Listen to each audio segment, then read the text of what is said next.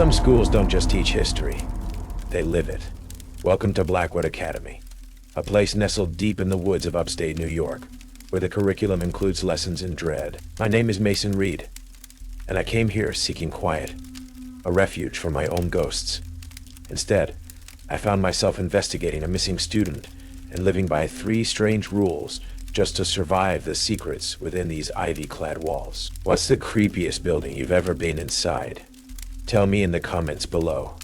And if you're brave enough to enter Blackwood Academy after dark, subscribe to Night Creepypasta Rules and ring that bell. Because here, the music, it wants a voice.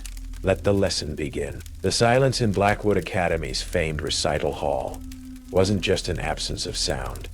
It was a heavy velvet curtain embroidered with the ghosts of unfinished melodies and the lingering scent of old roses and something akin to chilled marble. It settled around me, cool and expectant, as I stood in the cavernous space, a newcomer to these hallowed, and I was beginning to suspect haunted grounds. My own ghosts, the ones I'd carried from a life shattered by sudden, senseless loss.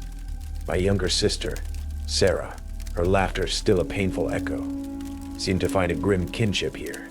My name is Mason Reed, 32 years old, an English literature teacher seeking refuge, or perhaps just a Sisyphus's distraction, in the remote, ivy-clad grandeur of Blackwood Academy, upstate New York. The ink was barely dry on my contract when the first discordant note was struck.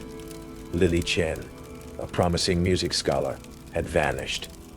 Disappeared from her dorm room without a trace 2 days prior. Principal Richard Blackwood, a man whose tailored suit and air of weary authority seemed as much a part of the Academy's Gothic architecture as the gargoyles, downplayed it with a practiced ease. "Lily is a sensitive girl, Mr. Reed," he'd said, his voice smooth, but his eyes betraying a flicker of something else.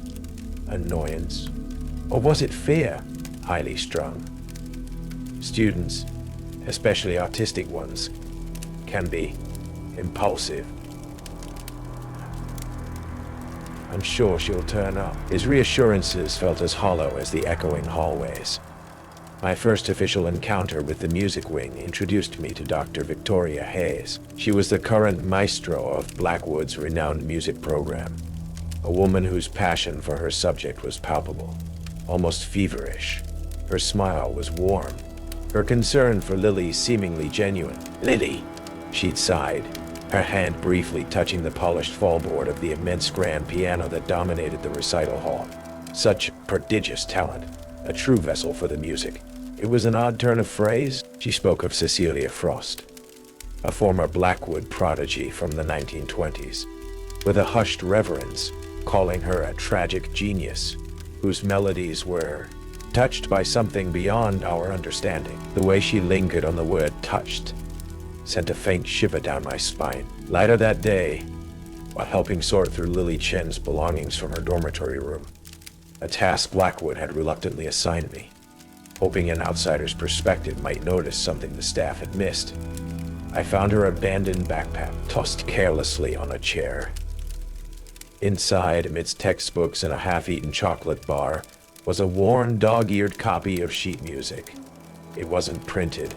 It was meticulously handwritten, the notes like frantic black spiders crawling across the staves. The title, penned in an elegant spidery script, read, "Cecilia's Lament, Unfinished." That evening, after the last of the students had retreated to their dorms, and a heavy, unnatural stillness had descended upon Blackwood, I found myself drawn back to the music wing. The corridors were shadowy, the air thick with the scent of old wood, lemon polish, and those ever-present phantom roses.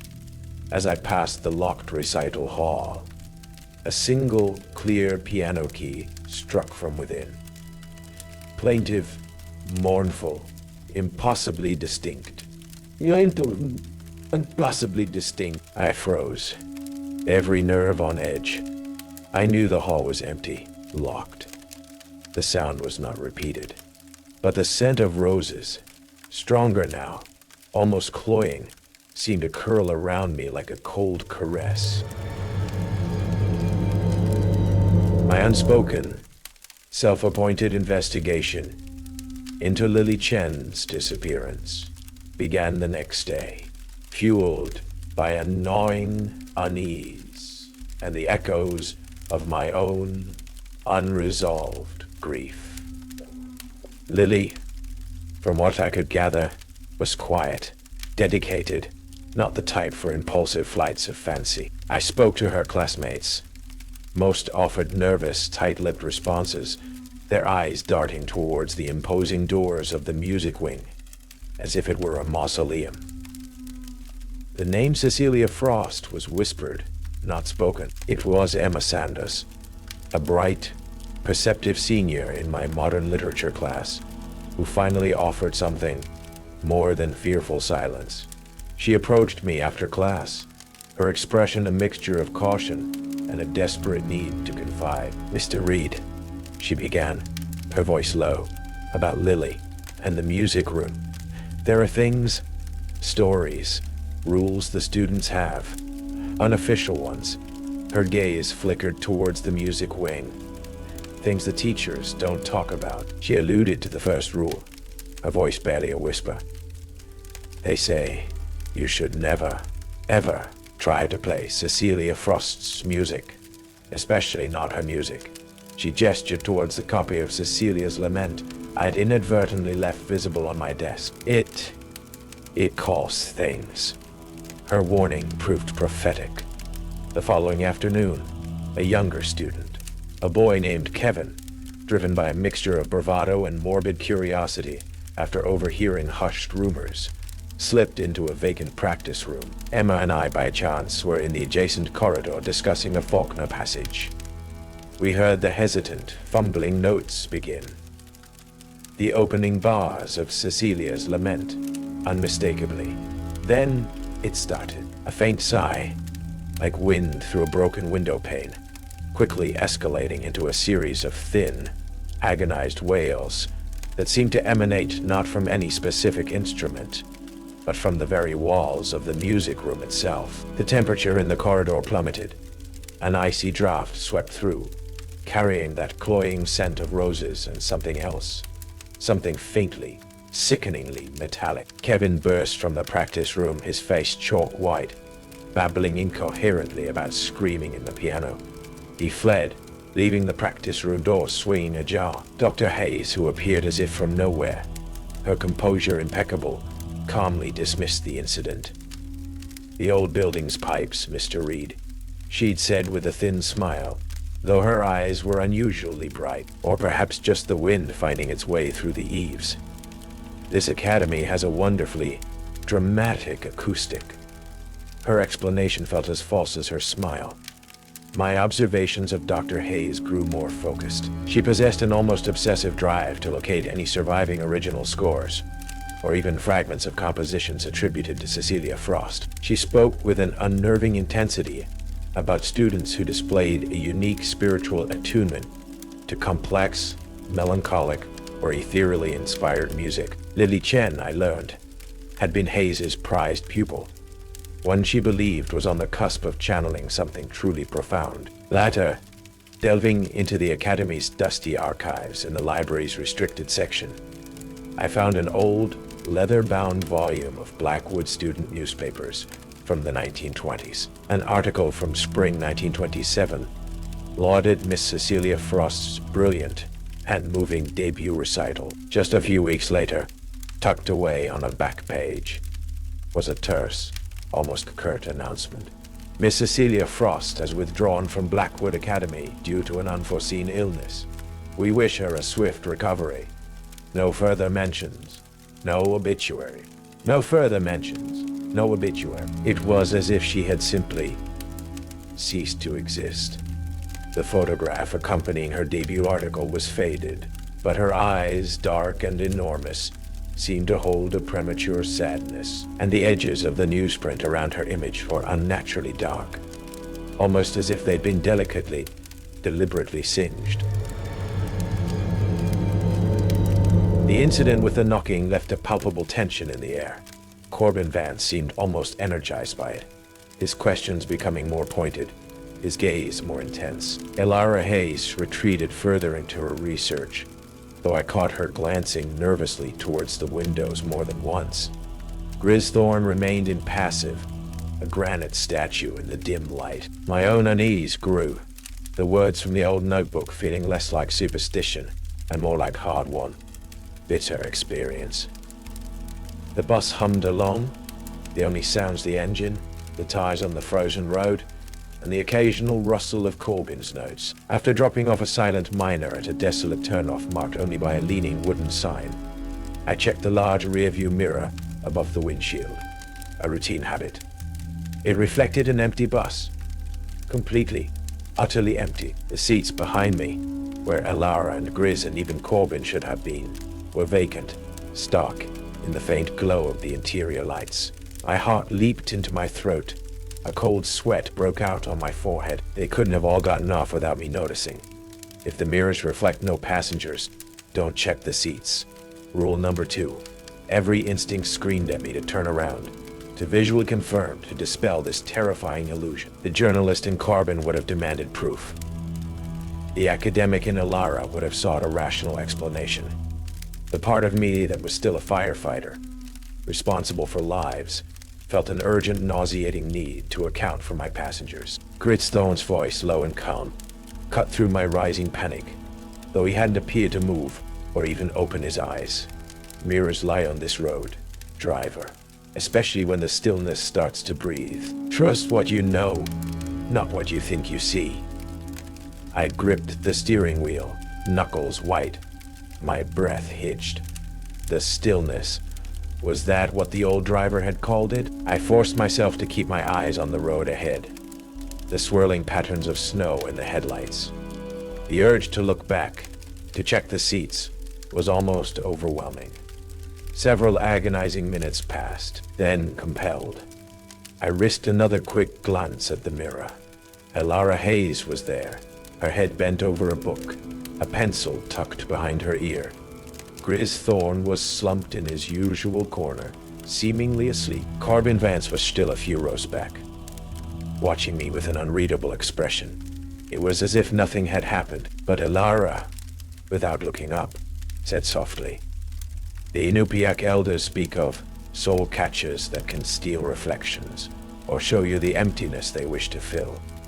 It's best not to engage." Later, when the bus was briefly stopped at a lonely automated fueling station, I found the previous driver's notebook again. Tucked into a back pocket, I found a newer, more frantic entry scrawled on a loose piece of paper. "Mirrors are windows. They show what it wants you to see. Vance. He keeps asking questions, pushing. He knows more than he lets on. Listen to the old man. The woman. She might understand the symbols." Then a chilling sentence. "This road took Marcus. Vance was with him. I'm sure of it. Marcus, my station captain." How? Another wave of cold dread washed over me. What had Corbin Vance been doing with Marcus, my Marcus, on this godforsaken road? In the adjacent corridor, discussing a Faulkner passage, we heard the hesitant, fumbling notes begin. The opening bars of Cecilia's lament, unmistakably. Then it started. A faint sigh, like wind through a broken window pane, quickly escalating into a series of thin, agonized wails that seemed to emanate not from any specific instrument, but from the very walls of the music room itself. The temperature in the corridor plummeted. An icy draft swept through, carrying that cloying scent of rose. My search for answers led me deeper into Blackwood's shadowed past. With Emma's help navigating the labyrinthine library and its esoteric cataloging system, we unearthed Cecilia Frost's original student records, tucked away in a moldering, forgotten ledger. The notes from her private tutor, a stern German academic named Professor Altdorf, Dr. Hayes' predecessor many times removed, were revealing. He praised Cecilia's once-in-a-generation genius, her preternatural ability to comprehend and execute the most complex passages. But as the entries progressed, a darker tone emerged. Altdorf noted Cecilia's increasing isolation, her periods of intense, almost feverish composition, during which she would lock herself away for days. He wrote of her disturbing preoccupation with what she termed preternatural harmonies and melodies from beyond the veil. His final entry was abrupt, almost panicked. Cecilia claims the music itself speaks to her. I fear she has delved too deep into waters best left undisturbed. Her latest composition. It is not of this world. Then, silence. No further records. Principal Blackwood, a man whose lineage was as old as the Academy's blighted stones, became aware of my digging. He summoned me to his cavernous mahogany-paneled office, his smile as thin and brittle as old parchment. "Mr. Reed," he began, his voice a low, warning rumble. "Your dedication to your students is admirable. However, Lily Chen's disappearance is a police matter. Your continued, shall we say, extracurricular investigations are becoming a distraction, stirring up unnecessary anxieties and old tales best left buried." His eyes, usually carefully neutral, held a flicker of something akin to panic. "Blackwood Academy has a reputation to uphold, a legacy. We will not have it tarnished by sensationalist rumors or morbid curiosities." The unspoken threat hung heavy in the air. That night, a fierce thunderstorm, rare for late autumn in upstate New York, descended upon Blackwood. Rain lashed against the Gothic windows.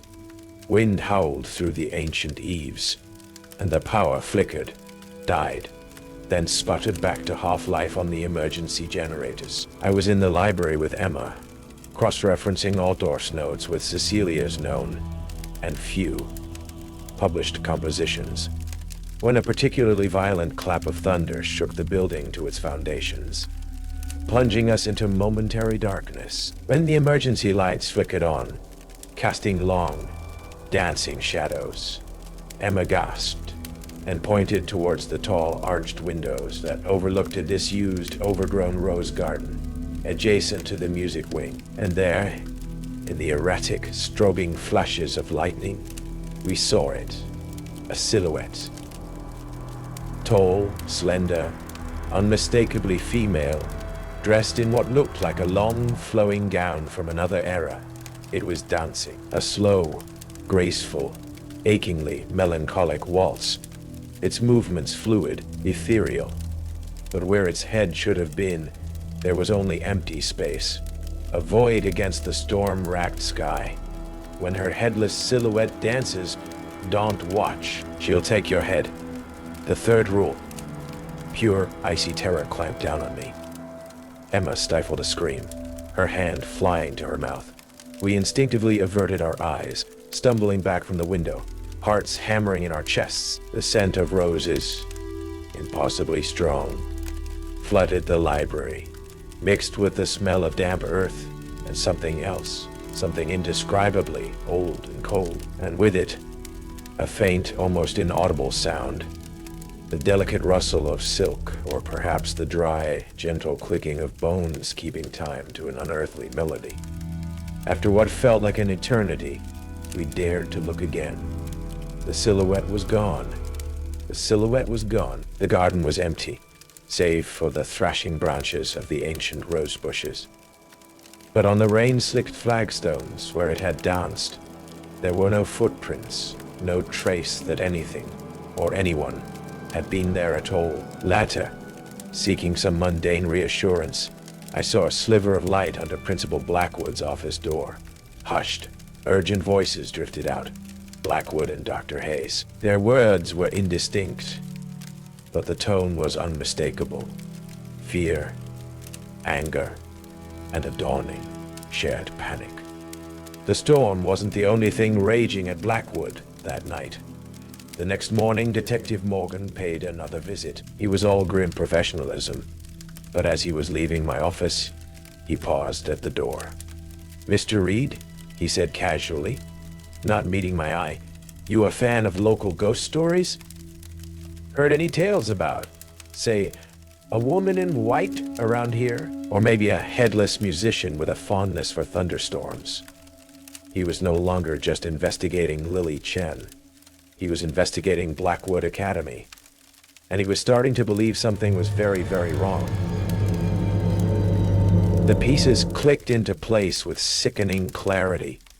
Lily Chen's diary, which Emma and I found hidden beneath a loose floorboard in her dorm room.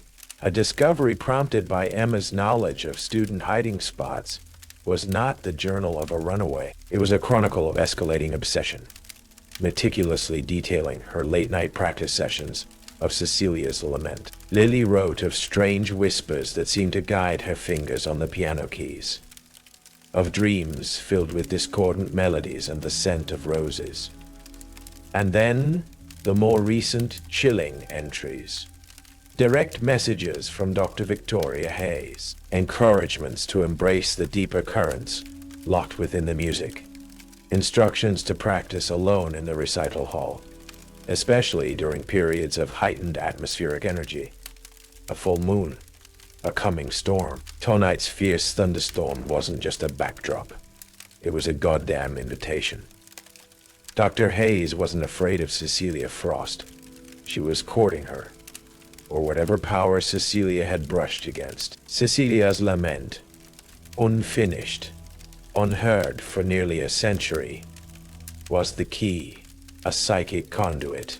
Lily, with her prodigious talent and youthful sensitivity, was to be the amplifier. "She's going to try something tonight, Mason," Emma whispered, her face pale in the dim emergency lighting of the library. "With the storm, she thinks Lily can complete the lament, or become it. We had to find Lily, had to stop Hayes." The recital hall, an ominous certainty, pulled us like a magnet.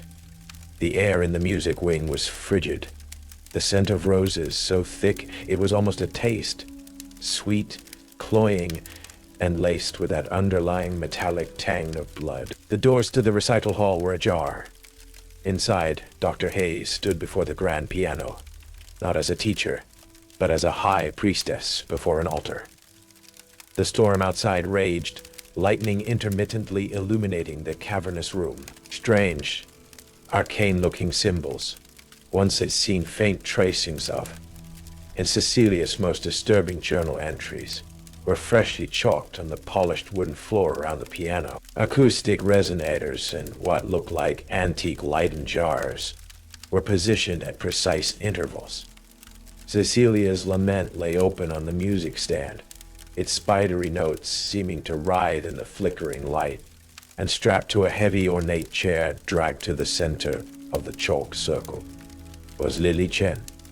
She was pale, unresponsive, her eyes wide and vacant, staring at something unseen. Wires thin as spider silk ran from small silver discs attached to her temples towards one of Hayes' strange devices humming softly beside the piano.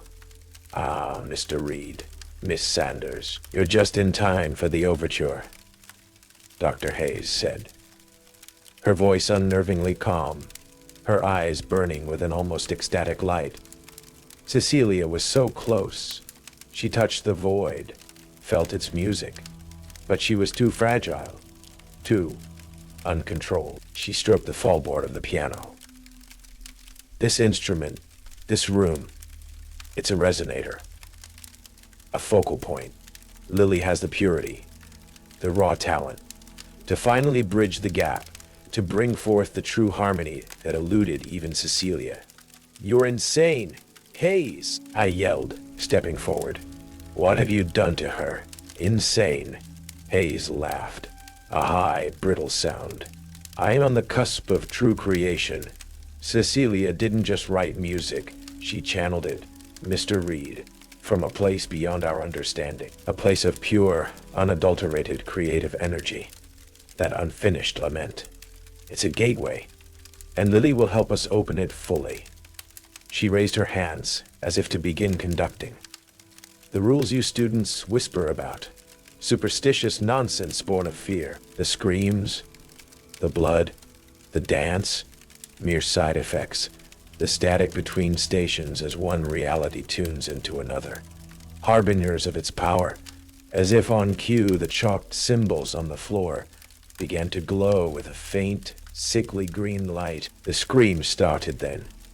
Not from the walls this time, but from Lily Chen, a low, agonized moan that escalated into a sound of pure, unearthly torment. The piano keys beside her began to weep that viscous crimson ichor, dripping onto the glowing symbols, and in the far corner of the hall, shadowed and terrible, the headless silhouette of Cecilia Frost began its slow, mesmerizing waltz, its movements perfectly in time with Lily's horrifying aria.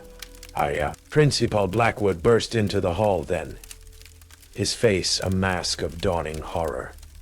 "Victoria, in God's name, what are you doing? I told you to be discreet. Discretion, Richard." Hayes sneered, her face contorted. "This is genius. This is immortality. Something your stagnant bloodline could never comprehend."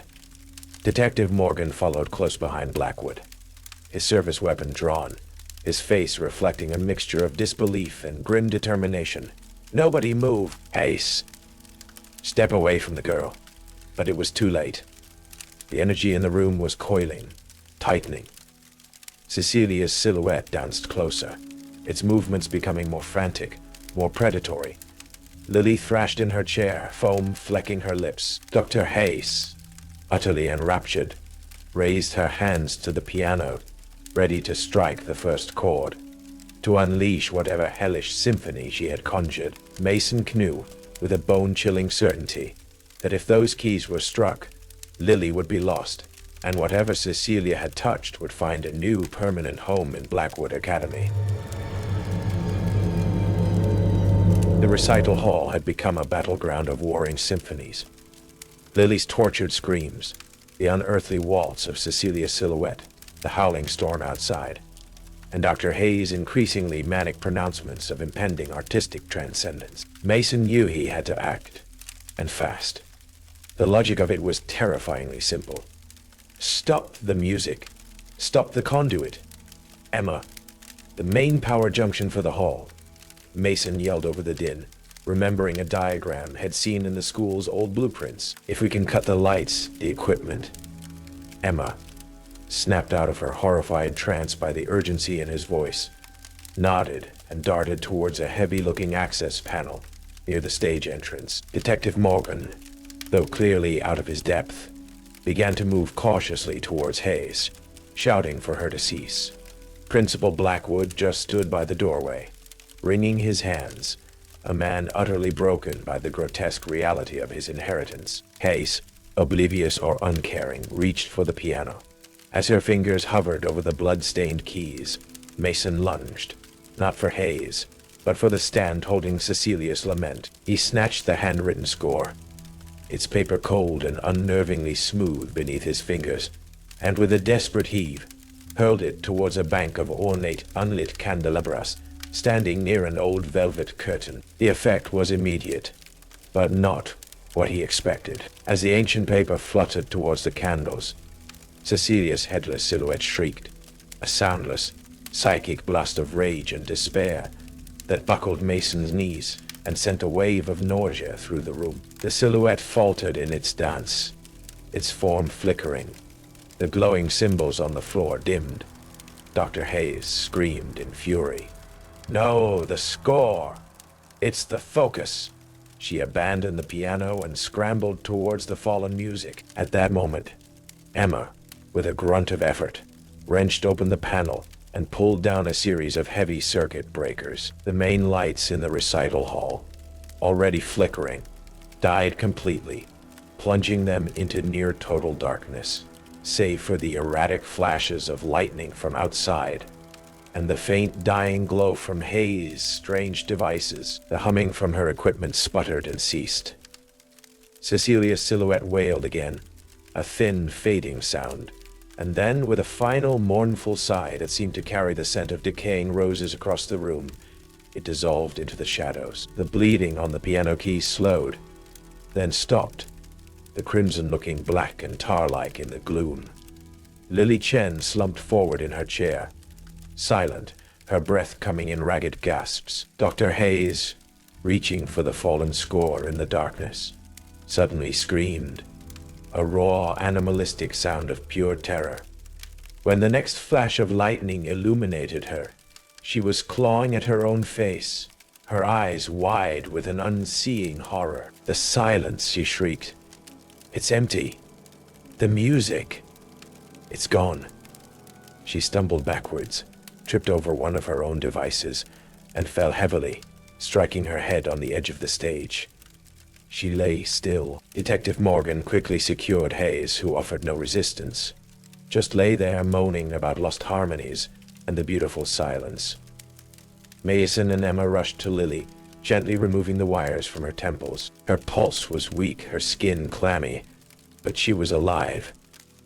As the storm outside began to subside, a heavy, profound quiet settled over the recital hall. It was not the charged, expectant silence of before, but a true emptiness, the sound of a horror finally, blessedly, stilled.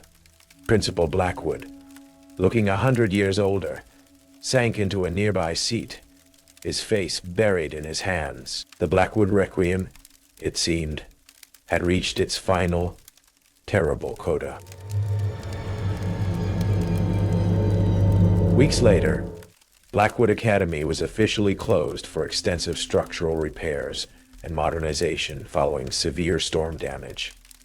The carefully worded press release made no mention of missing students, rogue music teachers, or dancing phantoms. Dr. Victoria Hayes was quietly committed to a private psychiatric facility. Her diagnosis a cocktail of stress-induced psychosis and acute delusion. Lily Chen was recovering at home. Her memories of that night, a merciful, fragmented blur. Though her parents reported she now had an almost fearful aversion to piano music, Emma Zanders, with a resilience that impressed Mason, was applying to colleges far from upstate New York. Mason Reed had resigned from Blackwood Academy the day after the incident. The personal tragedy that had driven him there now seemed to possess a horrifying new companion, a darkness he knew would linger. He returned to his quiet, solitary life, the grand, Gothic halls of Blackwood, replaced by the unassuming anonymity of a small city apartment. He tried to write, to teach, to find a semblance of normalcy, but the scent of old roses, a particular mournful piano chord, a sudden unexplained chill, these things would occasionally ambush him, stark reminders of the unfinished melodies and silent screams. Detective James Morgan, frustrated by the official stonewalling and the patently absurd explanations, continued his own unofficial investigation. Months later, he contacted Mason. "Old man," he said, his voice tired over the phone. "I dug into Blackwood's family history. Turns out Cecilia Frost wasn't the first musical prodigy to vanish or suffer a tragic illnesses at that academy. It goes back generations, always tied to the music wing, always involving someone with exceptional talent." He paused. "And there are rumors, old ones, about the Blackwood family themselves. About a pact to ensure the school's prestige, its unique inspirational atmosphere, at any cost." The implication was chilling. Dr. Hayes might have been a rogue element, but she had been operating within a system, a tradition of darkness, that was far older, far more deeply entrenched than even she perhaps knew. Lily Chen, according to Emma, who kept in touch with Mason, eventually began to play music again, but her style had changed. She displayed an uncanny, almost preternatural ability to compose intricate, deeply melancholic pieces that seemed to echo with a sorrow far beyond her years. Sometimes, Emma said, Lily would hum fragments of Cecilia's lament in her sleep, her fingers twitching as if on invisible keys. And Mason found an old upright piano in a dusty corner of a second-hand shop. He bought it, not knowing why. He didn't play it, but sometimes, late at night, when the city outside was quiet, he thought he could hear, very faintly, a single mournful key strike from the other room, or catch the elusive scent of old roses. One evening, sorting through a box of books he'd brought from Blackwood, a single sheet of aged manuscript paper fluttered out. It wasn't part of Cecilia's lament. It was something new, something he'd never seen before. The notes were elegant, spidery, achingly familiar. There was no title, but as his eyes scanned the opening bars, a cold, dread certainty settled upon him. It was the melody Dr. Hayes had been humming that day in the recital hall, the one that had seemed to call to something beyond the veil. And at the bottom of the page, in a faint feminine hand, almost identical to the one that had penned Cecilia's lament, were two chilling words. Encore, Mr. Reed. The Coda of Shadows was not yet complete, and the silence, he now understood, was never truly empty. It was merely waiting for the next downbeat. Blackwood Academy holds its dark melodies close. Mason Reed learned that some lessons come with a terrifying price. The rules were meant to contain the horror, but sometimes facing the music is the only way to survive. The Requiem may have ended, but the echoes linger. Seriously, if you didn't stay until the very end, you missed the final chilling note, the twist that reveals the true, ongoing performance at Blackwood. The last few moments will leave you questioning what truly survived. What do you think happened to Cecilia Frost? What is the true power Dr. Hayes sought? Share your theories in the comments below. And if you made it through the night at Blackwood Academy, if the music hasn't claimed you, then you're part of our chorus now. Subscribe to Night Creepypasta Rules, because some schools, they never truly let you leave. And the encore is waiting.